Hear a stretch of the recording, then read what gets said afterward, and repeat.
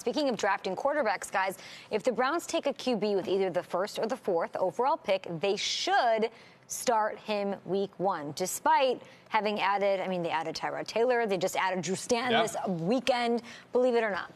I say not. Now, if they're going to start that rookie, it's because they have no choice because he's that good in training camp. Like, he's just like, we can't justify this to our team. This guy's that good. We're going to start him. But there was a time where it was much more chic, much more in vogue to have the rookie sit. There's a million examples. Carson Palmer sat for a whole year behind John Kitna, took the field. It was incredible. Yeah. It's kind of like when you go to the chain restaurant, the server comes by and there's someone shadowing them. They introduce them. They're just kind of watching. Yeah. That makes them a better waiter. Yeah. I truly hope that they make this guy wait. You know what I mean? I hated having a shadow because I was such a good waitress that I was like, I'm better than you.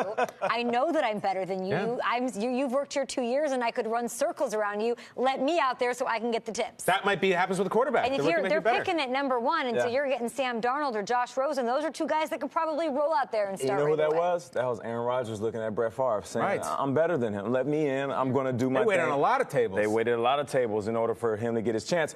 I'll say this. No and no. And the reason that I say no is the same reason I say you should go with a running back. I get it. Getting a quarterback right now with the first pick overall, that's what you're supposed to do. But if you're not absolutely in love with the quarterback, with that number 1 pick, you can get Saquon Barkley and then double back at number 4 and still get one of these quarterbacks that you might kind of be in love with. Here's what we do know. Okay. They signed Tyrod Taylor. Hugh Jackson came out and said, he is our guy. This is his team. What does that mean? He's going to be your starter right out the gate. So whoever they draft at the quarterback position, that's what you think it means. Whether he's your number 1 guy or he's the guy that you got on the board at number 3 or 4, he's a Baker Mayfield or even a Lamar Jackson, he's going to sit behind Tyrod Taylor. And what's Tyrod Taylor going to teach him? How to manage the game and not turn the ball over. So if you have an explosive quarterback like Lamar Jackson, who can do everything with the ball in his hands, he'll teach him how to be a little more reserved. If you have a Baker Mayfield who led the league in completion percentage, he'll teach him how to step up in that pocket and have quiet feet and deliver the ball where it needs to be. Regardless, you're going to be in the perfect situation because you'll have 2 quarterbacks.